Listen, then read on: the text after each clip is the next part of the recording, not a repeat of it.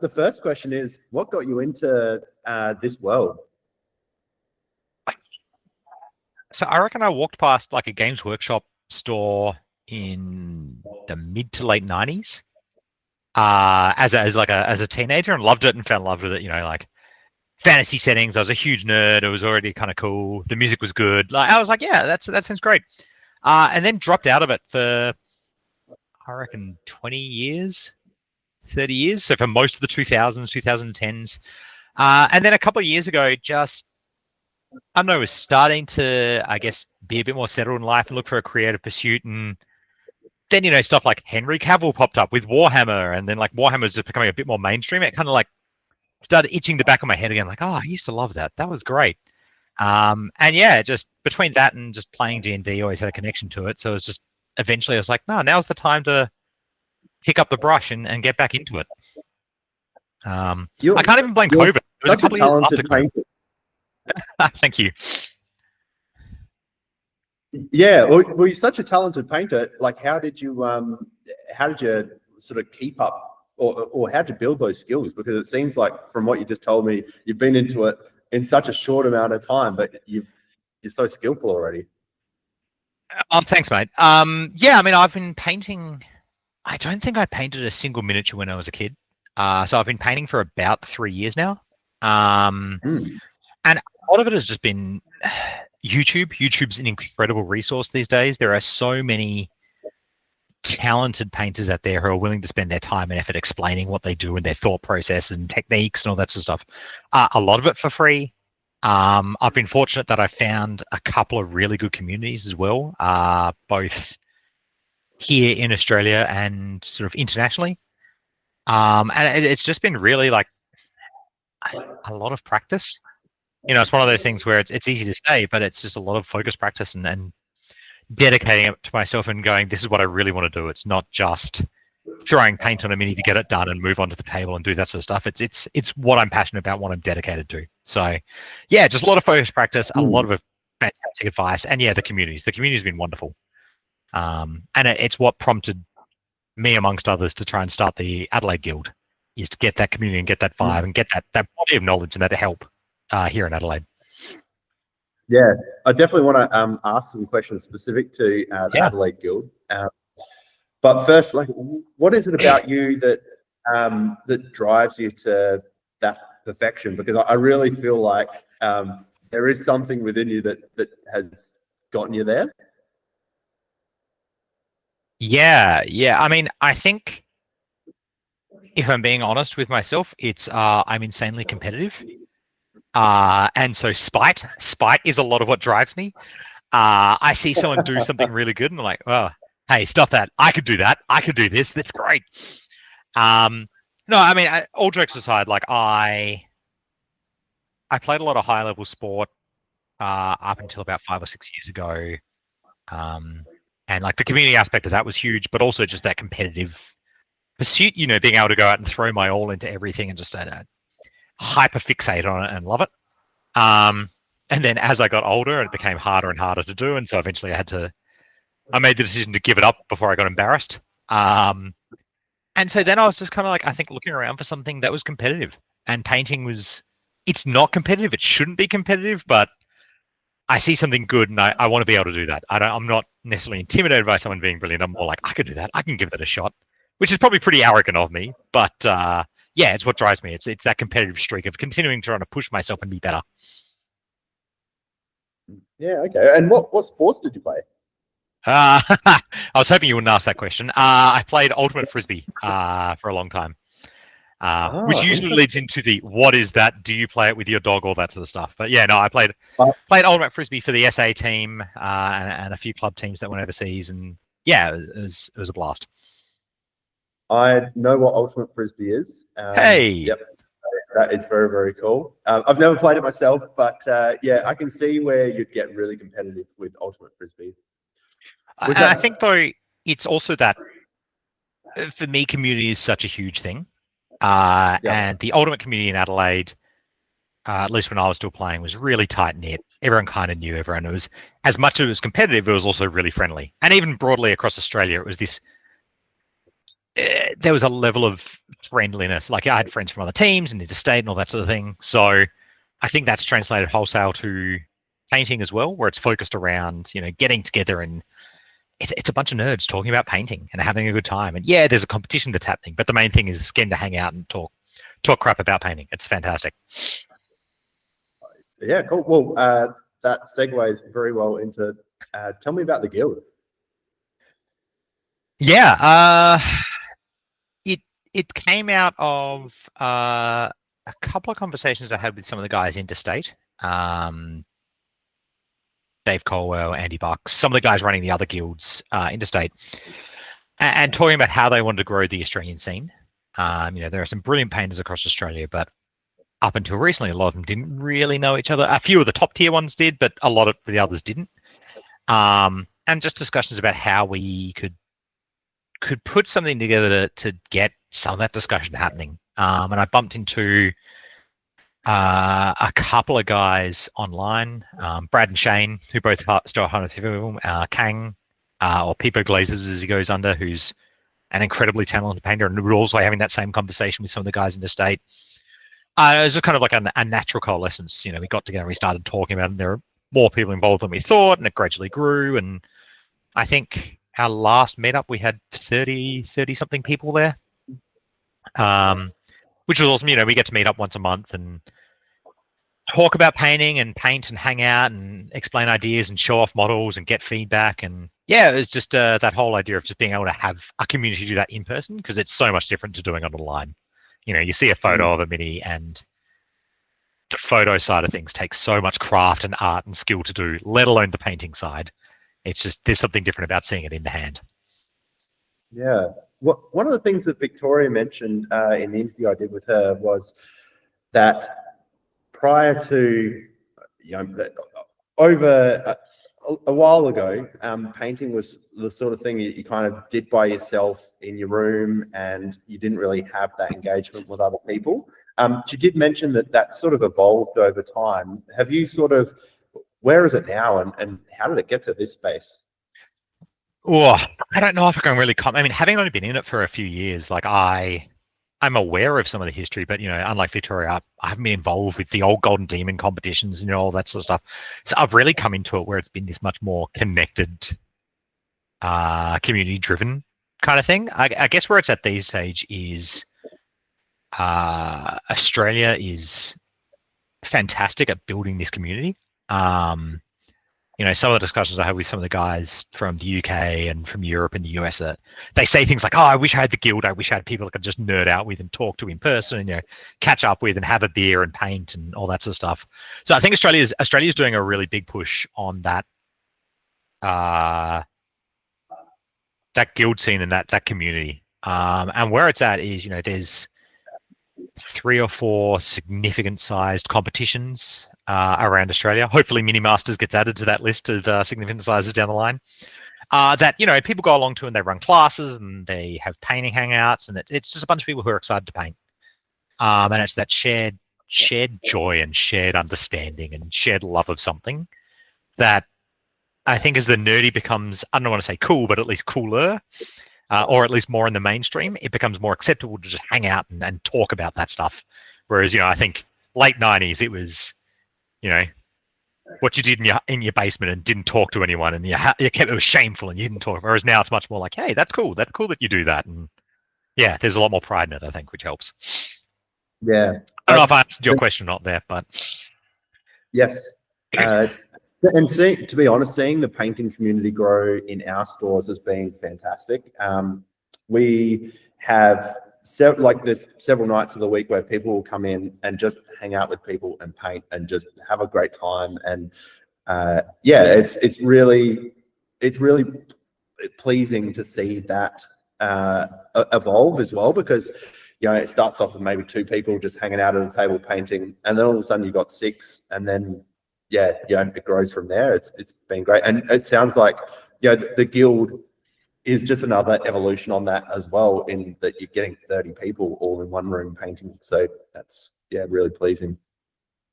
So what's important to you in terms of what you're looking at when you're looking at a model? In terms of judging, or in terms of me looking at a model going, that's a cool model? A bit of both. Start with you, I think. Yeah, okay, start with me. What's a cool model? God, I wish I hadn't asked that question, because that's a lot harder to answer. Like, why is that a cool model? I think, there's a level of, I look at some of the Warhammer stuff and just the Warhammer artwork and the evolution of that over the years from, those 80s heavy metal style covers. But what I fell in love with and what I love, and the old, second, third edition codexes, like some of those are burnt into my brain as images. And that always kind of got me, those larger than life characters and larger than life universe and just the chaos. So that sort of imagery has worked. And, you see it in some of the new stuff, like some of the Trench Crusade games that are coming out. What is it? Infinity, some of those minis, like they're starting to adopt that in slightly different flavors. I guess what I look for in a model is, it sounds naff, but something that's cool, something I look at and go, that looks sick. I really like that. Then there's also, I guess, what I look for in a model that I want to paint, which it's slightly different, because I can look at some models and go, that looks amazing. I don't want to have to deal with that. I don't want to have to paint. I was having a conversation online. There's a fantastic sculptor called Erickson, who does these incredibly beautiful, complex, artistic 3D sculpts, and sells the STL files, and you print them off, and they just look insanely complicated to paint, like a nightmare to paint. Like, you can't get in there, and there's so much detail. It's incredible, but painting becomes really hard. So finding that balance between something, and Warhammers, again, the evolution of the Warhammer mini is fantastic for that. Is they are these generally intricate and detailed canvases, but everything's sculpted large enough, and there's enough space that you can do something with it. You can paint with it. You can play with it. Or again, if you look at the bust and the 75mm scale, you've got some artists like Lucas Spiro Mirabilis. It does these incredible pieces of art that have these large blank canvases you can play with, and you can make texture with, and you can play around with them. So I guess what I look for in a mini I want to paint is something that's got something and interest to it, some sort of detail and fun bits and things that are cool, but allows me enough room to be expressive and to put my own mark on it without, oh, there's a dot there, I need to dot that, and I can actually do something with it. Yeah. I guess then if we're going into judging, obviously there's the level of artistic skill and technical skill. Is it cleanly painted? Is it well painted? Are there, the colors? Do the colors look good? Have they chosen a pleasing palette? Have they, executed well? But there's also intent, because I was going to say then, are the blends nice and smooth? But they don't have to be. In some cases they do. But in other cases, there are some artists out there who don't blend at all, and they have incredible results because it's their intent. So, I think this is reflected in some of the rules of this competition. The aesthetics, how pleasing is it? How pretty is it? How well executed to the artist's intent is it? Like, this is art at the end of the day. Comparing a Monet to a Picasso, they're different styles. You can't go, oh, they've done this way, therefore this should be done this way. So there's a level of that. And then on top of the judging, how well it's set in the scene. Is it just on a gaming base? Has someone put some love and some care into a base? Is it well presented? And then I guess the last one is like, what's the craftsmanship like?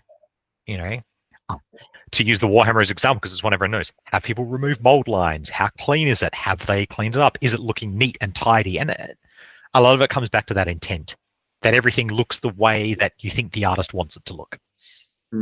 And is not just kind of a slapdash lack of care, I guess. Yeah. What inspires you currently?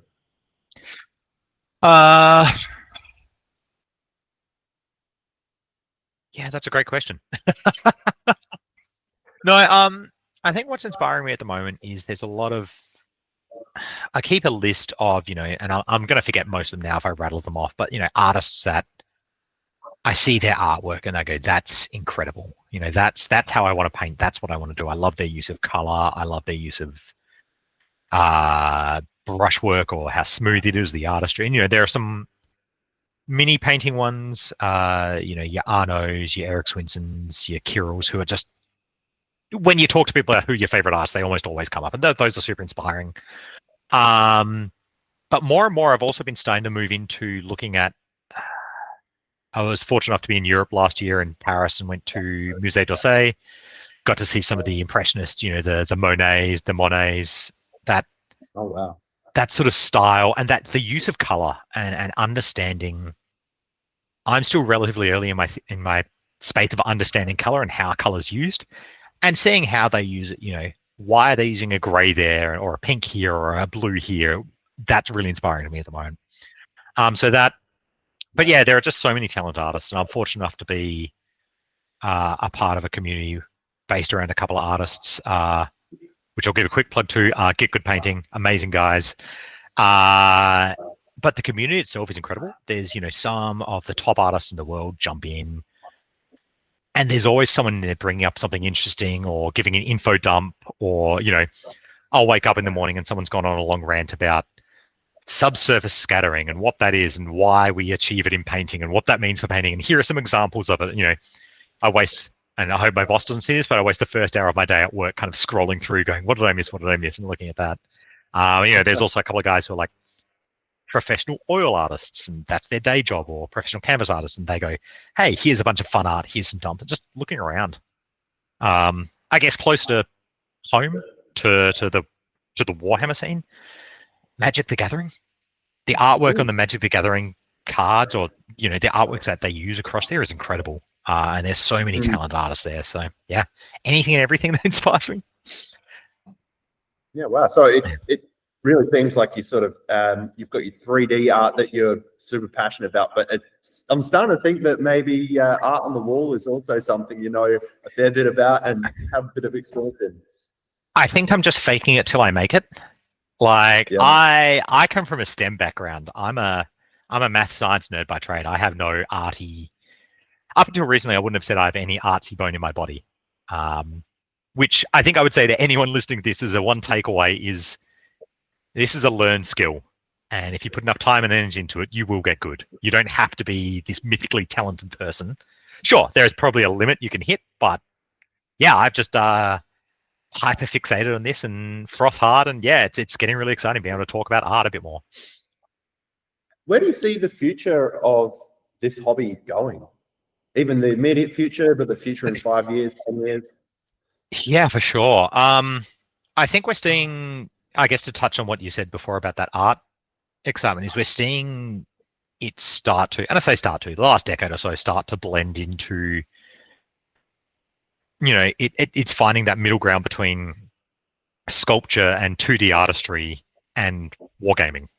And we're starting to see some pieces come out that are not just well executed, but are generally artsy and generally quite inspiring, artful pieces. And that's exacerbated when we start to look at the busts and the 75mm scene, which are a bit more canvassy. Some of the there's again some of those busts that have come out. There's one Mama Noma, again by this guy Spira, who I've seen a few takes on, and some of them are genuinely jaw-dropping. The way the skin's rendered, the way the fabrics are textured. There's an Aussie artist, Alexi Paint, who's a mate of mine, did an incredible version of it. And so I think we're going to start seeing it move more into that stream of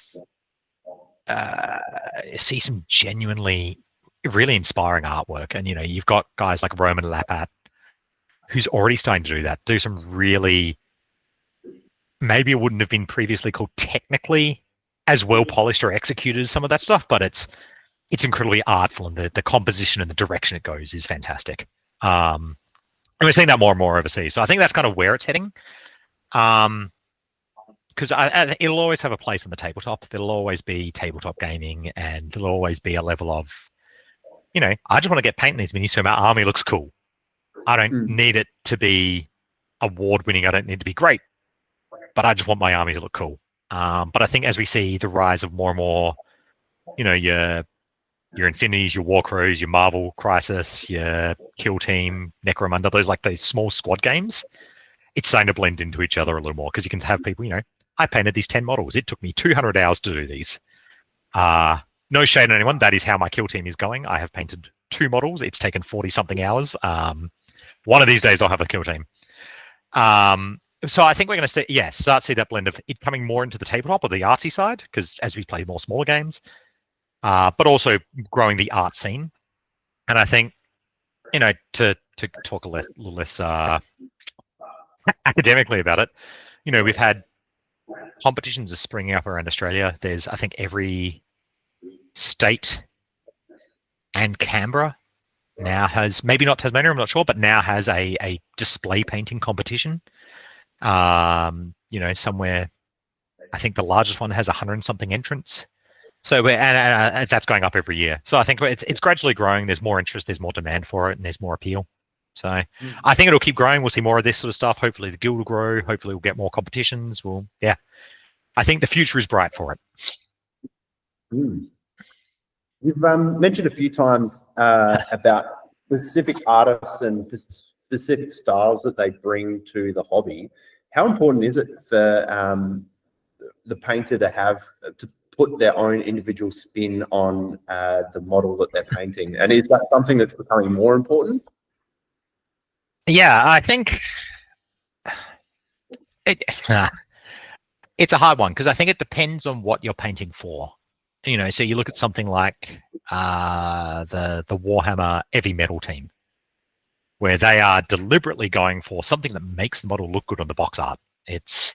And so they almost have they have a homogenous uniform style that looks great on the box art and the tabletop. And so if people are going for something that looks great, and it looks great, like some of that stuff, when it's well executed, it looks incredible in hand, even up close. It's smooth, it's technical, it's beautiful, but I wouldn't call it a specific artist style.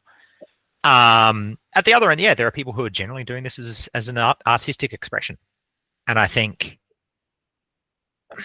maybe saying it's important to have a style is maybe not quite the right way to put it, because I think eventually for a lot of people, style develops over time. You find what you like and you find how you want to paint, and that builds into your style. And so I think it's probably more important to say find styles you like and try and paint like those, and your own style will eventually come out. Why am I? And going back to what I said before about like focused practice, that analytical question of why am I doing a thing? Why am I? Why am I executing this, or why do I like this, or why do I like that? And once you start to analyze it, your style will build out of that. I think I don't have a style personally yet. I think I'm still too sort of new in my journey to really have nailed down something that people can look at and go, that's how Sam paints. I could be wrong. Someone could call me out and just go, no, absolutely, I can pick one of your pieces. But I think it's something that takes time. And so I think it's early on in your painting journey, have at, paint what you like, copy other artists. What's the saying? Good artists borrow, great artists steal. If you're the person putting the paint to the model with a brush or airbrush or however you're putting paint to the model, it doesn't matter if you're copying stroke for stroke someone else's style. That's fine. It's going to be different. It always will be, because it's an organic thing. So style is important, but I don't think we should put too much pressure on uniqueness. Interesting. You actually got to the question before I was even going to ask it, because I was going to ask if you were feeling like your own style was sort of evolving at the moment, or if your own style was, you could see what was happening with your own style to put your own individual. I think like I said, I think I'm still too early on, that I'm evolving. I'm still in that stage where I'm still mastering some of the techniques and my understanding, and I'm learning the rules. I'm learning how to paint still, and I paint well, but there's still more to learn. And why am I doing certain things? And why do certain colors work? And what I was saying before about how do certain things work? And I'm still going through that before I learn to break it. I mean, there are definitely artists I'm influenced by. The three I mentioned before: Dave Colwell in Australia, Magnus Nielsen. There's definitely a bunch of, like, I could keep rattling off names. There's a heap of artists out there who are fantastic. So no, I don't think I have a style yet. I'm lean. No. I was going to say I'm slowly leaning, but I don't think I am. I was looking at a couple of pieces on my painting desk. I'm like, no, I don't think I have a style yet. Yeah. Talking about your painting space, how does it set up? Do you have one in your house, or do you mainly paint externally, or? No, so I over COVID, I got an extravagantly large office desk, and I've now crammed my workspace down. This end, I'm down sort of, in about a third of it, and the other 2/3 is my painting setup, which I'm really fortunate about because it makes painting fortunate and unfortunate, I guess. Fortunate that it makes painting really easy. I can just turn my light on and away I go. I just slide over and off I go. Unfortunate because it makes focusing on work really hard sometimes. When I've got an idea or I'm in the middle of something, I just want to do a little more. It's hard not to fidget, not to play with stuff. Yeah. But I've been really fortunate, and I've had a few people go, "How do you make sure you're painting?" Because I try and paint every day, at least half an hour, varying success. Some people go, "How do you get that?" Having as few impediments as possible to starting. I literally just sit down. I can open up my paint jar, or my water jar, open up my wet palette, off I go. So limiting how many things you need to do before you can start painting is super important. Yeah. And what are you currently working on? What am I working on? I'm working on a piece for. I'm working on 2 pieces actually at the moment for competition pieces for myself. I was going to pull them out, but they won't show up very well. So check out my Instagram, gang. It's Titus, the anniversary Space Marine 2 model from Games Workshop. Getting ready for a competition in August with that. And then just some little 3D printed lizards, which are super cute. It's for an online cute competition. But I started painting them and really fell in love with them. So I'm hopefully going to turn them into a little competition piece.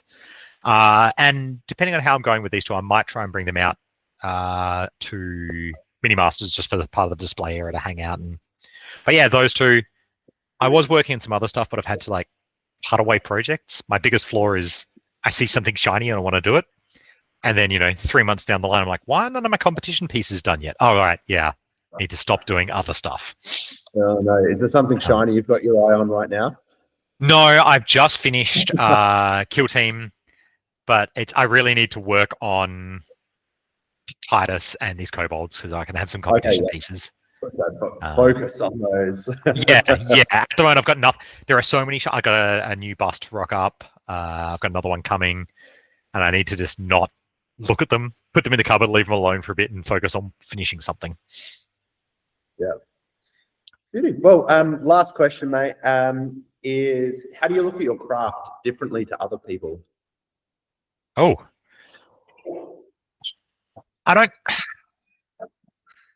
When you say how do I look at my craft differently to other people, what do you mean? Sorry, I'm not entirely sure I understand, and maybe I don't have a take on it. Yeah. No, that's okay. Is there something sort of unique about you or about the things that you do, the steps that you take, that is different to other people, and a different methodology to other people? Or I'm going to the arty side from a really technical side. My first few models were heavy metal because it's step 1, step 2, step 3, step 1, step 2, step 3. And as I'm gradually getting more competent, I'm more willing to experiment and move into, I guess, art as opposed to a craft. So it's really interesting to hear someone come at it from an arty thing of a character and a story and this interpretation already, whereas I'm sitting here paint by numbers. Yeah, it's paint by numbers, but paint by numbers. It's actually really funny because when I asked how you look at your craft differently, one thing that seemed obvious to me, I'm not sure if this is something that you thought of, was that you look at it from a very, you come from a STEM background and you look at things very technically. And I think that that's something possibly other people don't actually. I'm sure that within the pool of everyone in the world, some people that do this, but I think it's something that you definitely do, and it's probably the reason why you've managed to excel at such a fast rate to doing the quality of work that you do. I think that's probably fair because I think I have developed technically quite fast, but I'm still learning that why do certain colors work, how do certain colors work, and that artistic eye, being able to look at a piece and go, I know exactly how I'm going to do this, and I've got a vision for it, an interpretation. Yeah, whereas I'm like, that's skin. I'm going to paint it skin colored. No. Yeah, but I think possibly you're right. It's I've take this as learning the rules first, and then I'll figure it out, Mm. which is a Mm. very technical approach. And the other thing I think is that it appears that you take a really sort of like an objective view of your own progress and your own sort of, it sounds like you look at your model afterwards and you take a real objective look at that and you're like, all right, well, I know I need to do, you have a real strategy for improving from that. Just from the comments and the conversation today, it appears that might be the case. Yeah, I look for feedback a lot. I have Magnus, who I spoke before. I'm part of his Patreon, and he's kind of acting as my mentor. But there's also another, a couple of artists around Australia and 2 or 3 other artists globally who I'll finish a piece or towards the end of a piece be like, what is wrong with this? What do I need to do to improve? Anyway, sometimes it'll be technical stuff like, oh, that needs to be a little smoother. This should be sharper. This should be brighter. And some of it's more compositional and more like that fundamental, like, yeah, this looks great, but it looks a little flat because of these reasons, this sort of stuff. And so it's being that harsh, I guess, being my harshest critic and asking people to go, why is my mini shit? Tell me it's bad. Why is it bad?